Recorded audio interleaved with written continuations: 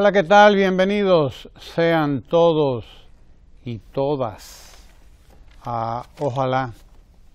Nuestro país ha establecido relaciones diplomáticas, comerciales, formales con la República Popular China. Y va a haber que estar perifoneando esto, parece que por unos cuantos días. Primero para celebrarlo, porque eso es algo para celebrar. Es bueno que se sepa. Es para celebrar, saber que la República Dominicana tiene relaciones comerciales y diplomáticas formales ya con la República Popular China. Y habrá que seguirle explicando a la gente que estamos hablando de un país como la República Popular China, que es hoy, como ha dicho el presidente Danilo Medina, la segunda economía del mundo, y le falta un chinchín nada más para ser la primera economía del mundo. Hay momentos en que ha llegado a ser la primera economía del mundo, para que usted sepa. Hoy el mundo no es explicable sin la presencia de China en todos los foros, desde el Consejo de Seguridad de la ONU, por ejemplo, donde China es miembro permanente, con poder de veto permanente, miembro permanente, junto a las 5 o 6 grandes potencias del mundo. Ahí está China, que hace unas décadas era un país pobre, muy pobre incluso en muchos aspectos. Hoy China es la segunda economía del mundo y va rumbo a convertirse en la primera economía del mundo. Porque usted está hablando de una cosa colosal, esa es la palabra, colosal. Estamos hablando de un mercado potencial de 1.000 millones de personas. Eso no lo tiene ni Estados Unidos, ni Europa juntos, ni Brasil. Usted lo junta todo y no llegan a 1.000 millones de personas. Europa y Estados Unidos juntos no llegan a 1.000 millones de personas. Para que usted entienda de qué se trata. Estamos hablando de una potencia económica, de una potencia además en desarrollo, con un crecimiento económico que supera el 7% anual, que ha llegado al 10, al 12% en un año. La producción de riqueza, que eso es lo que es el Producto Interno Bruto. Estamos hablando de un país, de un Estado, que tiene la capacidad de consumir todo lo que usted le venda, todo. Pero además de eso hay que insistir. Actualmente hay más de 135 millones de chinos viajando por el mundo. Más de 135 millones de chinos, 4 veces la población de la República Dominicana. 4 veces la población de nuestro país, viajando por el mundo, haciendo turismo. Más de 135 millones, pronto serán 140 millones de chinos viajando por el mundo. ¿Y quién no quiere toparse con unos cuantos miles de esos turistas chinos que van por el mundo, con capacidad de consumir, de comprar? Porque no estamos hablando de turistas de esos que vienen a enclavarse ahí, a no salir a ningún sitio. Son turistas que están paseándose por el mundo. Y repito, con capacidad de compra, para que usted tenga una idea de lo que estamos hablando. Pronto serán 140 millones de chinos. ¿Quién no quiere tener eso? Los propios Estados Unidos son de los primeros que entablaron relaciones formales, diplomáticas y comerciales con China, y son el primer socio comercial de China, son los Estados Unidos. Que nosotros seamos socios ahora en el número no sé cuánto iríamos nosotros, pero nosotros tenemos que entrar en esa relación también. A nuestro país le conviene más que a muchísimos otros países. Precisamente, ahora mismo, nada más ahora, para comenzar, tenemos ahí una inversión china que supera los 500 millones de pesos. La procesadora de aluminio, fundidora de aluminio, Quintón, que la tenemos ahí acabadita de abrir sus puertas. ¿Cuántas otras empresas, cuántos otros emprendimientos podríamos arrancar los dominicanos con capital extranjero chino, con inversión china? En toda lo que usted se pueda imaginar están invirtiendo los chinos. Si hablamos de infraestructura, los chinos son ahora mismo una de las potencias más importantes en materia de construcción, construcciones de puentes, construcciones de presas, construcciones de edificios, construcciones de todo, Pero además de eso, la industria china, la industria ligera y la industria pesada, hay inversiones chinas en todos esos sectores. Y, desde luego, ni qué hablar de las tecnologías de la información y de la comunicación. Probablemente, algunas de las empresas más importantes, fabricantes de todos esos teléfonos celulares que usted tiene por ahí, son chinas. La Huawei, por ejemplo, que empezó hace pocos años relativamente, en comparación con otras, empezó hace pocos años. Y hoy la Huawei es dueña de una parte importantísima del mercado de teléfonos inteligentes, de teléfonos celulares. Aquí mismo usted los ve donde quiera. Aquí mismo usted tiene un Huawei donde quiera. Y es en Abarco Viejo, como dice la gente. Abarco Viejo, huelen. Y entonces, es de eso de lo que estamos hablando. De, como dice el presidente Danilo Medina, la República Dominicana no podía quedarse fuera de ese esquema de comercio con la República Popular China. Esa es la verdad.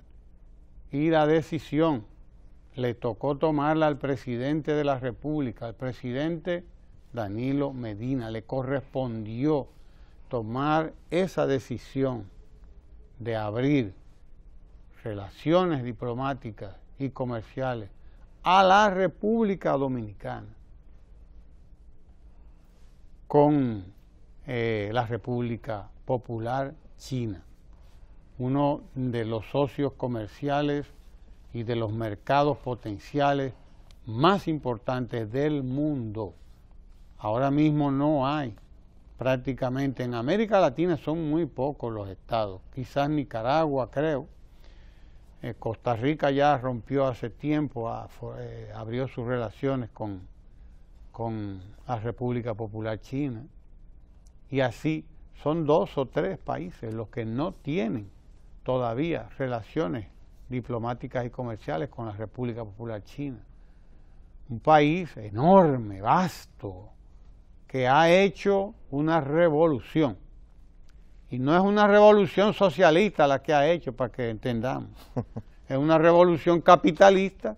Comenzó como una revolución socialista, es cierto. Mao Zedong, esa era la idea que tenía, de que fuera una revolución socialista ortodoxa. Pero pronto los líderes los líderes chinos se dieron cuenta de que si seguían el modelo ortodoxo socialista, eso les iba a costar mucho, mucho sacrificio y le iba a tomar demasiado tiempo superar la pobreza ancestral en la que estaban millones y millones de chinos. Necesitaban un modelo de desarrollo que les permitiera alcanzar objetivos económicos, de producción de riqueza, de incidencia en el mundo, en el mercado mundial. Necesitaban ese modelo que ellos tienen ahí hoy, funcionando a toda capacidad, a toda marcha. Es la economía mundial que crece a un mayor ritmo. La economía que crece a mayor ritmo en el mundo actualmente es la economía china. Y están metidas por todos lados. A nosotros nos llegan todos los productos chinos, pero nos llegan vía intermediarios. Vía intermediarios, porque alguna gente no quisiera que se hicieran las relaciones con China. Pero es para eso, para que tengamos que usarlo a ellos de intermediarios. Claro, ¿cómo van a querer eso si se les va a dañar el negocio? Porque a través de esos países y de esos inversionistas, de esos comerciantes, es que llega todo aquí. Usted ve en las calles de aquí, están andando miles de vehículos que son chinos, pero que no llegan directamente de China, llegan a través de intermediarios. Y no, resulta que la cosa, cuando usted quita de por medio a los intermediarios, le salen más baratas a usted, más conveniente que establezcamos relaciones directas con China. Esto es un paso histórico, señores, ¿eh? Esto es histórico. Dentro de unas cuantas décadas se va a recordar el día en que Danilo Medina abrió la República Dominicana a las relaciones comerciales y diplomáticas con la República Popular China. Se va a recordar ese día, para que usted lo sepa, que este es un paso histórico. Es un paso histórico. Es verdad que hay mucha gente que tiene y que hizo, incluyéndonos todos, lazos un tanto hasta sentimentales, si se quiere, con Taiwán. Pero Taiwán es como decir, ¿qué decirle? Salcedo con respecto a la República Dominicana. Taiwán con respecto a China es, ¿qué va? Mucho más chiquito. La Saona. O la isla Saona, sí, o la Beata, con respecto a la República Dominicana. Eso es Taiwán con respecto a China. La isla Beata con la República, ni siquiera la Saona, no, la Beata con respecto a la República Dominicana. Imagínese usted, Taiwán es más chiquito que la República Dominicana. Somos casi del mismo tamaño, ¿no? Nosotros le llevamos a Taiwán unos cuantos kilómetros de tamaño. Para que usted sepa, entonces, ¿de qué es que estamos hablando? ¿De qué es que está hablando alguna gente? 12.000 kilómetros le llevamos. Le llevamos 12.000 kilómetros, sí, lo cual es admirable porque en un territorio más pequeño ellos han conseguido construir una economía realmente próspera, una economía que está diseminada por el mundo, que tiene inversiones en donde quiera. ¿Ayudados, sí, profesor?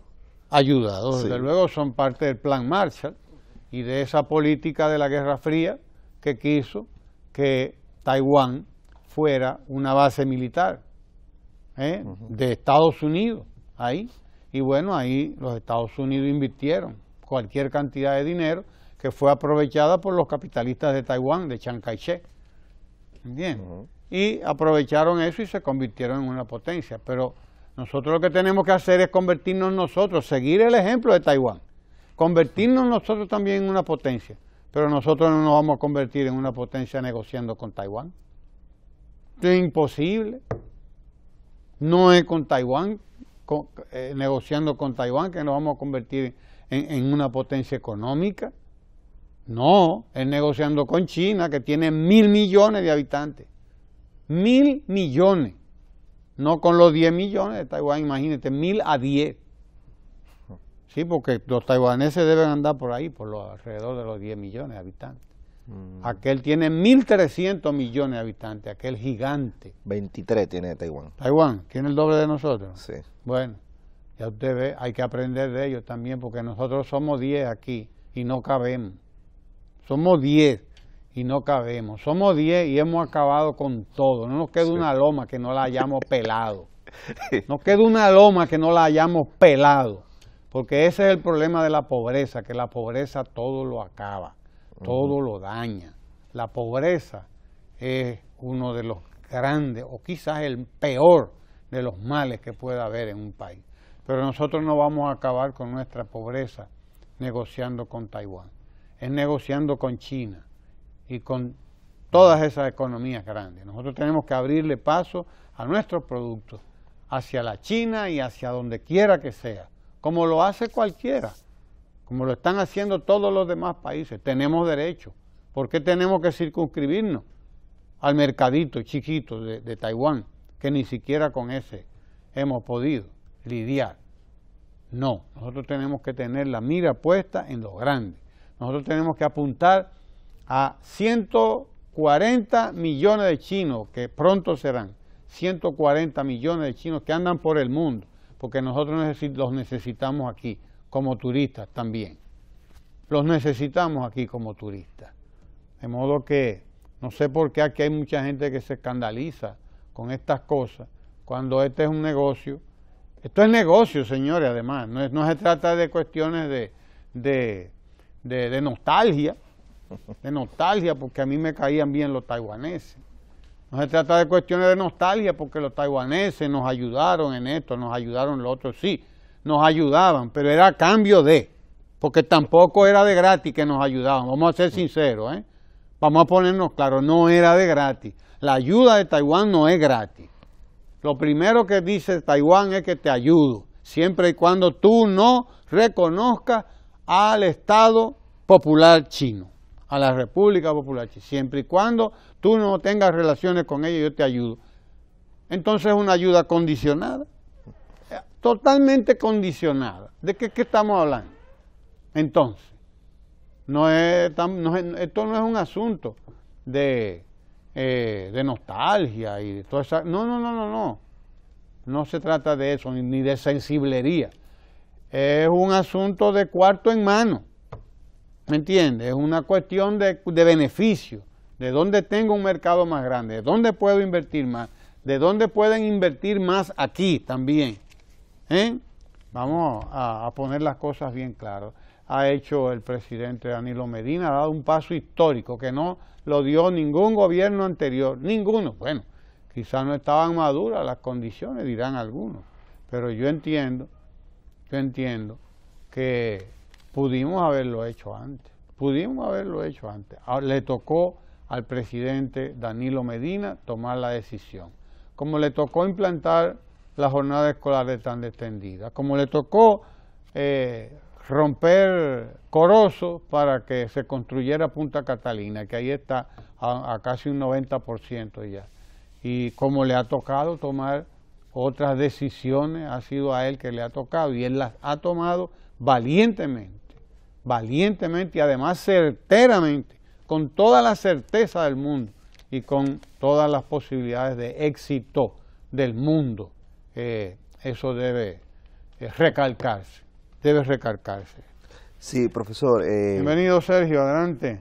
Cuando usted señala lo que le ha tocado al presidente de la República, en principio se debería de suponer que una decisión evidentemente tan racional no debería de generar ningún tipo de riesgos, ni ningún tipo de peligro cuando se toma, porque es una decisión eminentemente racional el hecho de que un Estado soberano decida reconocer a otro Estado soberano que nada más y nada menos resulta ser un miembro permanente del Consejo de Seguridad de las Naciones Unidas, como es el caso de China Popular.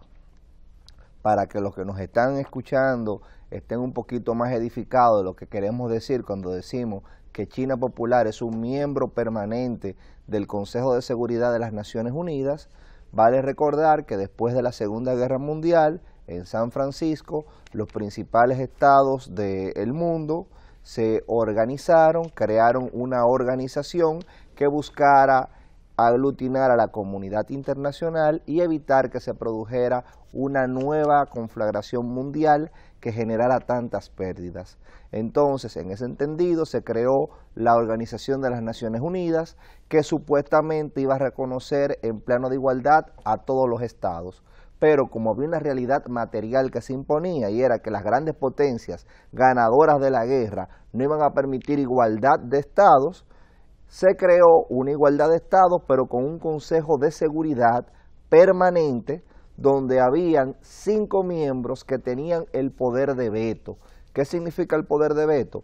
Que si la Asamblea o el mismo Consejo de Seguridad democráticamente, porque habían otros miembros no permanentes, tomaba una decisión, cualquiera de esas 5 naciones podía decir yo no estoy de acuerdo, y cuando decía yo no estoy de acuerdo, no se hacía. O sea, que en realidad esas 5 naciones deciden si una decisión pasa o no pasa en la comunidad internacional organizada. La ONU es la organización internacional más importante de este planeta. Las otras organizaciones regionales no alcanzan la importancia que tiene la ONU en términos políticos e institucionales. Y China Popular es desde 1972 quien ocupa la posición que tenía Taiwán en ese organismo, porque en principio, producto de esa guerra civil que se produjo en China en 1949, desde antes de 1949, pero que en el 49 terminó con la expulsión o el refugio de los que seguían a Chiang Kai-shek en la isla de Formosa, y ellos se reconocieron como China, atribuyéndose la facultad soberana de China. Desde ese momento, China, Formosa, había ocupado el lugar que le correspondería a China continental, pero en el 72 las Naciones Unidas reconocieron que era insostenible seguir manteniendo a la islita de Formosa en la posición que le correspondía a China en el Consejo de Seguridad. Entonces, China es miembro permanente.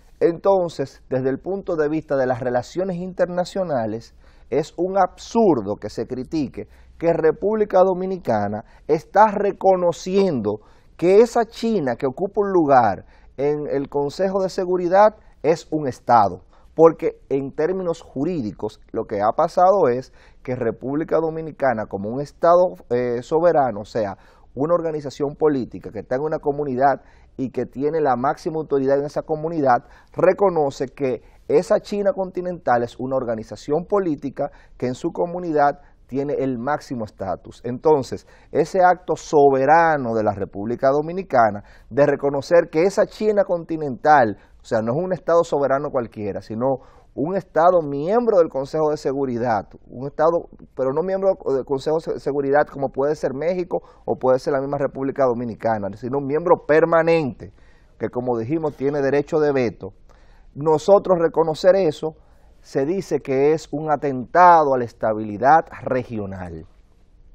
En ese sentido, yo quiero rescatar lo que dijo la encargada comercial de la República Popular China en República Dominicana, al establecer que China Popular no tiene ni ha tenido nunca una política de intervención en otros estados, como sí ha tenido el estado que está acusando de que hubo un soborno y de que eso va a poner en peligro la estabilidad regional. China nunca ha violado el principio de no intervención, a diferencia de ese otro país que sí lo dice. Entonces, yo decía ayer y lo vuelvo a repetir porque es sumamente indignante que una persona con ascendencia hispana, ascendencia cubana, como es el senador Marcos Rubio, que no se ha ocupado de los problemas estructurales de su sociedad, como el tema de la tenencia y porte de armas, que en Estados Unidos se la venden a quien sea, y que en el estado que él representa ya se han producido masacres, producto de que las armas allá es tan fácil casi como una Coca-Cola. Hay lugares donde usted compra armas y es como si usted estuviera comprando un hamburger. Sin el menor criterio le dan un arma. Y ese senador en vez de enfrentar eso en su estado, en su demarcación, lo que hace es que recibe financiamiento de esa asociación del rifle en Estados Unidos, que es un lobista importante. Ese senador, de una manera irrespetuosa y que revela cuál es el debido proceso y cuál es el Estado de Derecho en que ellos creen, habla de que hay que investigar un posible soborno que ha recibido el Estado Dominicano por hacer lo que ellos ya hicieron en el 79. En el 72 fue Nixon con Kissinger a reunirse con Mao Zedong y establecieron relaciones diplomáticas formales en el 79.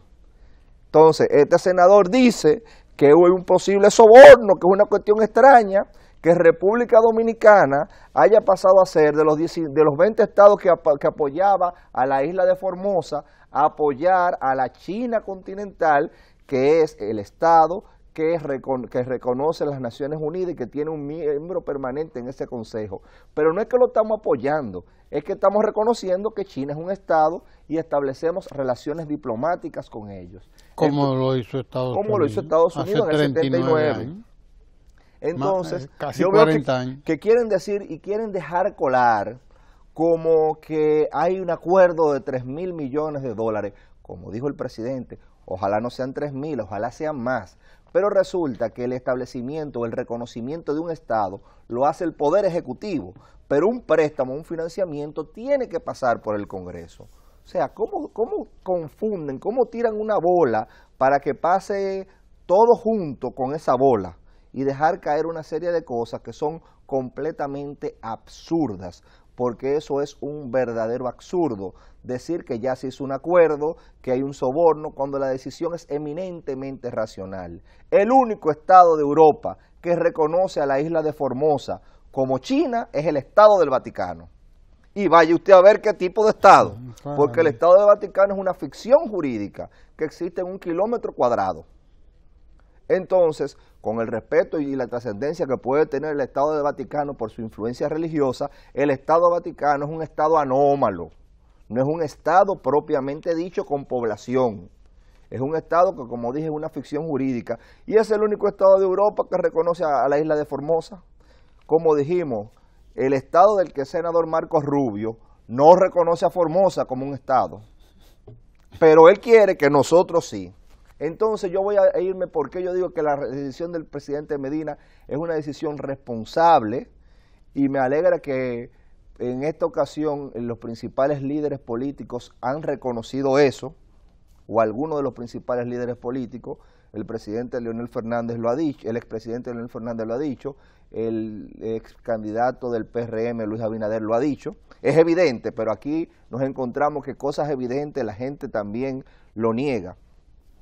Y yo quiero señalar que la mayor trascendencia de lo que significa las relaciones con China, básicamente lo había planteado el profesor Juan Bosch en una obra que se llama De Cristóbal Colón a Fidel Castro, El Caribe Frontera Imperial.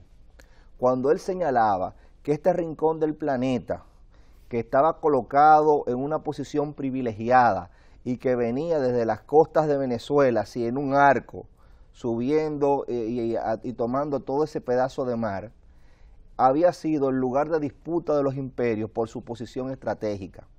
Y que este lugar, que había sido el lugar de disputa de todos los imperios por su posición estratégica, no iba a tener paz hasta que no se comenzaran a tomar una serie de decisiones en donde ese país que lo veía como su frontera imperial, y el último imperio que decía él había intervenido en el Caribe había sido Estados Unidos, pero lo había hecho con una tal magnitud que en el siglo XX nada más hay que ver que intervino República Dominicana en 2 ocasiones, entendiese que nosotros teníamos derecho como Estado a abrirnos a otras posibilidades. Y el que me está oyendo, para que entienda en los términos más llanos posible lo que ha pasado, es lo siguiente. Si usted en su casa depende usted tiene un negocito y depende de un solo comprador, el día que ese comprador le diga a usted que no quiere comprarle en su colmado se va a quebrar. Ahora, si usted se abre la posibilidad de tener varios compradores y compradores que tengan dinero para comprarle igual que ese, usted tiene mayor independencia, porque ya usted no va a depender de una única persona que le puede decir, mira, yo no te compro, y usted, que es el que vende, termina siendo esclavo de esa persona. En este caso, como los países, pasa más o menos lo mismo. República Dominicana no puede depender de un único socio. Ha pasado la Guerra Fría, ya no hay esos componentes ideológicos, no hay esos impedimentos, y aún así se toma la decisión que contribuye a nuestra soberanía económica de no depender únicamente de este mercado y no ignorar un mercado de 1.400 millones de personas, y esa decisión genera ese pequeño avispero y esa declaración contundente que es irresponsable, pero que es una consecuencia de que no va para ningún lugar. República Dominicana ha decidido seguir consolidando su soberanía económica, y la posición, por ejemplo, que dice el presidente de la República de que el turismo debe de estar como una estrategia básica para apuntalar nuestra economía porque permite exportaciones dentro de nuestro propio territorio, se concretizaría con estas relaciones de una manera tan sencilla como el hecho de que la República Popular China establezca que República Dominicana es un destino turístico chino. Por ese simple hecho, imagínense que de 140 millones de personas vengan 4 millones de chinos a República Dominicana. ¿Usted se imagina lo que significaría para la República Dominicana el impacto que tendrían 4 millones de chinos? Que es perfectamente posible con una simple declaración. Un solo millón. Sí, pero imagínense 4, porque si es 140, vamos a aspirar a 4. Y proporcionalmente, no estoy hablando de una locura, posiblemente, dependiendo cómo se maneja, nosotros tendríamos que revisar nuestras competencias para poder dar abastos a lo que significa esto. Pero vuelvo y repito, esto es una decisión patriótica porque nos da independencia comercial, porque comenzamos a ver otras fuentes y no a depender únicamente de un solo lado. Aunque a ese país que nos considera su frontera imperial le molesta, ya los tiempos han cambiado, ya no hay Guerra Fría y lo que se trata es de seguir apuntalando el libre mercado, pero respetando derechos sociales elementales. Mire, y el tema de las primarias sigue ahí en el Congreso y bueno, habrá que esperar a que se reúna de nuevo la Cámara de Diputados para revisar lo que ya aprobó en 2 lecturas la inmensa mayoría de la Cámara de Senadores. Pero hubo una falta de respeto ahí del presidente de la Cámara de Diputados. Yo creo que es un irrespeto al principio democrático pronunciarse en ese sentido, decir que él ve con preocupación lo que pasa en su partido, que él se desvive por su partido, lo cual no dudamos, pero si él se desvive por su partido, él tiene que saber que es un partido que desde el 2002 no toma decisiones democráticas, soberanas. Monolíticas, o sea, posiblemente, ¿no? No, pero lo que pasa ha tenido inmovilidad el PLD. Entonces, producto de eso, por ejemplo, yo me acuerdo que en el Partido de la Liberación Dominicana había lo que se llamaba unificación de criterios. Sí, ya no existe eso ahí, pero independientemente de eso, nosotros debemos pensar en esto como una ley de partidos, que no se refiere solamente al tema de las primarias abiertas o cerradas, que es a lo que se ha querido reducir esta ley. Y todo el pugilato de Leonel Fernández y del PRM, todo el pugilato de estos dos, que Dios los cría y el diablo los junta. Sí, porque ahora están juntos, mire usted qué cosa. Gente que andaba cada uno por su lado, ahora el diablo los junta. El diablo los junta porque es así, ¿verdad? Hay gente que, como dicen los españoles, le prenden una vela al diablo para, ya usted sabe. Y ahora lo que quieren decir que la mejor ley de partido político, la mejor que ha consensuado todo el país, por lo menos todos los más importantes sectores del país han visto esta ley. y saben que es una ley más democrática, más transparente, que garantiza eso, más transparencia en el manejo de los fondos de los partidos, que establece una serie de cuestiones que no están tomadas en cuenta en la legislación vieja, que ya... La cuota de la juventud, por ejemplo. Por ejemplo, que ya la sociedad pedía a gritos que se cambiara esa ley de partidos obsoleta que hemos tenido hasta ahora. Y intervienen ahí, en la elaboración de esta ley, intervienen, vaya usted a ver, casi todos los sectores del país, de alguna u otra manera, han intervenido en esa ley. Y saben que es mucho más democrática, que garantiza un 10% de participación, de cuota a la juventud, que la ley anterior no garantizaba nada.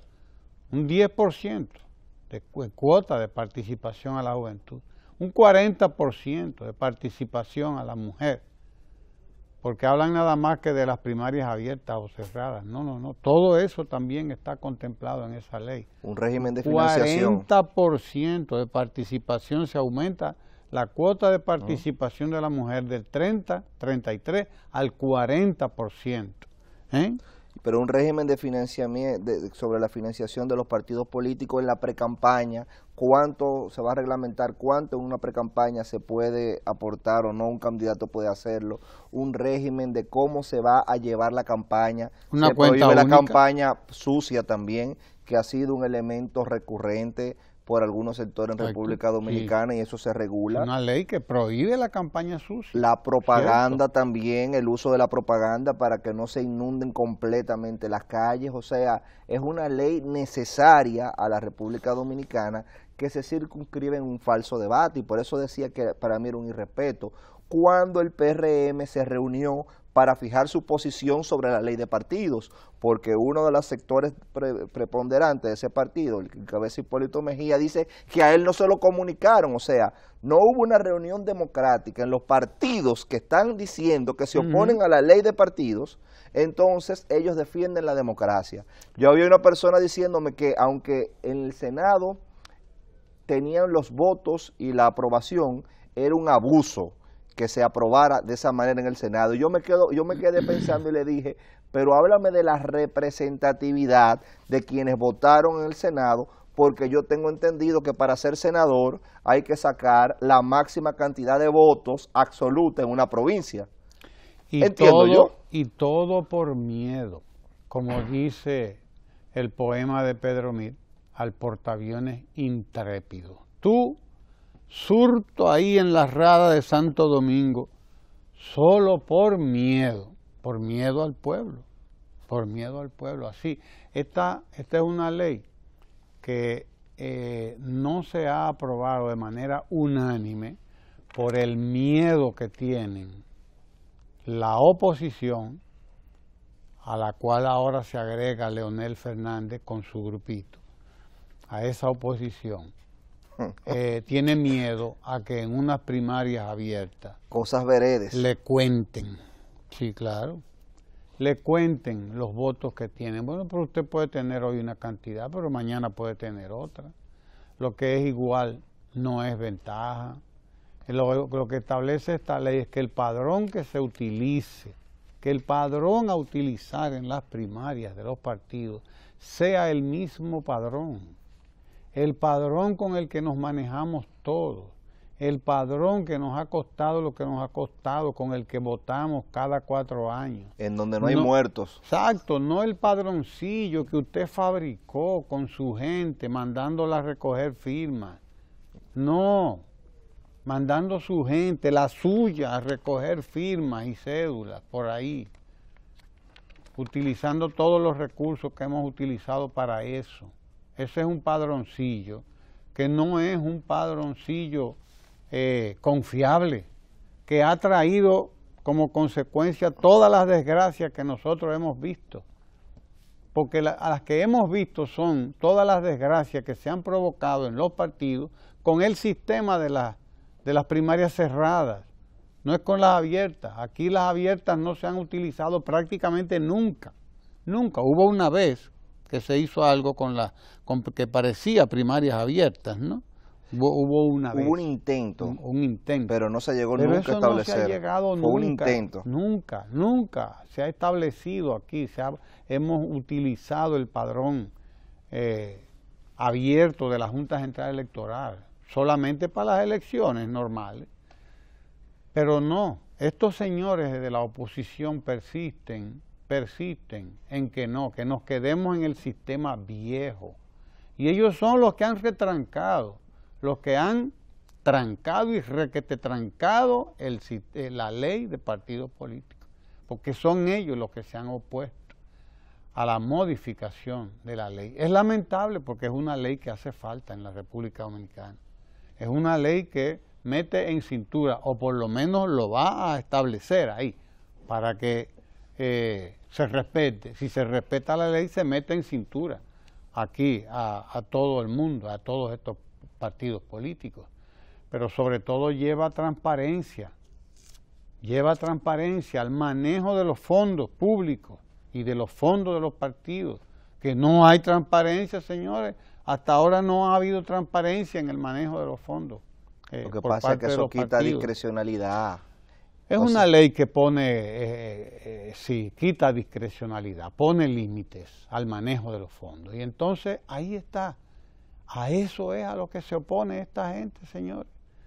Es una ley más democrática, permite mayor participación de la gente. Porque todo el que simpatiza con un partido se reconoce como simpatizante de ese partido y va a votar en las internas de ese partido si quiere votar en las primarias de ese partido, que hasta ahora no puede hacerlo. Tiene obligatoriamente que ser miembro de ese partido y cumplir, vaya usted a ver, con los requisitos tales y más cuales. No, abre el padrón a la participación de la gente, hay mucho más transparencia, pero bueno, esta gente no se convence y persiste en que este es un problema del danilismo. No es un problema del danilismo. Ahí convergen en el apoyo a esa ley de partido, convergen los diputados del PRD, del Bloque Institucional Socialdemócrata, del PLD mayoritario, porque el PLD minoritario chiquito es el que anda con Leonel Fernández, por ahí, un PLDito chiquito, que él se sacó para él violentar los métodos de su trabajo de su partido, colocarse en franca rebeldía frente a su partido, al partido del que él es presidente además. Claro, desde el 2002. Oiga qué ejemplo, desde el 2002, sí, va para 16 años como presidente, porque ahí a él no le molesta. A él no le molesta la reelección. Ahí no molesta. Pero tiene también 16 años como presidente de ese partido y ahora se coloca en posición de minoría y se va.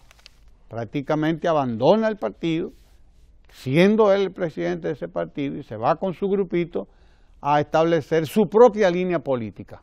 Su propia línea política por encima de la mayoría de su partido. Óigame, una cosa increíble que fuera a caer a una zona como esa, este señor. Pero bueno, eso es lo que hay. Nosotros tenemos una visita importante hoy. Si usted quiere decir mira, yo algo. quería decir que el tema vuelve y se confunde a veces porque hay personas que encarnan procesos, pero termina que lo importante no son ellos como personas, es el proceso que están encarnando. En términos particulares, el importante no es Danilo Medina. Danilo es un PLDista y la máxima categoría que tiene el PLD es la de miembro, por lo menos formalmente. El tema es que Danilo encarna una revolución educativa que ha venido a transformar la forma en que República Dominicana enfocaba la educación. Y esa encarnación, esa representación de esa revolución educativa va más allá de las coyunturas. Comenzó con un programa de construcción de aulas que ha superado a todos los gobiernos anteriores. Siguió con una dignificación del salario de los maestros, pero no se ha detenido ahí. En el día de hoy se anuncia la tercera etapa de la evaluación de desempeño. ¿Qué es la evaluación de desempeño? es la oportunidad que van a tener en esta tercera etapa 20.000 maestros de ser evaluados, llenando formularios en línea, para ver y hacer un diagnóstico de cómo van sus capacidades y ver cómo se pueden aprovechar en un programa de educación continua y mejorar ese factor humano en la escuela. Entonces, estamos hablando de que en la primera etapa ya se evaluaron casi 60.000 maestros, en una segunda etapa creo que 14.000, pero ya hay muchos de esos maestros que están recibiendo incentivos por su desempeño docente, lo cual hace que los otros maestros quieran seguir la misma línea. Entonces, estamos hablando de un presidente que ha generado ese tipo de procesos y que lo que se está discutiendo aquí es que la gente, devolviéndole el poder a la gente para que decida. Y yo creo que hay un gran miedo a que las consecuencias de todos estos procesos, que repercute obligatoriamente en el favor de la gente, pero no por una cuestión meramente populista, es que el que tiene un hijo en una escuela, que ve la diferencia de primero no tener que pagar desayuno, comida y desayuno, merienda y cena, y que puede irse a trabajar por 8 horas, y ve que sus hijos están recibiendo una educación cada vez de mayor calidad, en un lugar decente y estable, después que se tiene eso, obviamente esa persona no va a aceptar que desde el poder público se tienda a reducir esa jornada escolar extendida. Ya la evaluación docente por el desempeño docente va a ser una norma que se va a seguir aplicando, porque después que tú le das a la gente y la gente conoce algo, la gente se acostumbra a ese estándar. Mire, entonces yo creo que atrás de todo ese tema y del miedo a la democracia, lo que hay es un miedo a las repercusiones de esas políticas sociales. Básicamente eso. Así mismo, pero el miedo puede muchas cosas. Nosotros tenemos ahora mismo una invitada estelar aquí, a Francina Hungría, la ingeniera Francina Hungría, que viene a conversar con nosotros sobre inclusión, sobre accesibilidad, sobre políticas de la tecnología de la información y la comunicación al servicio de la población dominicana que tiene algún tipo de discapacidad. De eso vamos a hablar con Francina. Ella es la vocera de uno de estos programas de República Digital y de la OPTIC también, la Oficina Presidencial de las Tecnologías de la Información y de la Comunicación, sobre estos temas de accesibilidad. Con ella vamos a hablar en un momento, así que quédese ahí, no se vaya.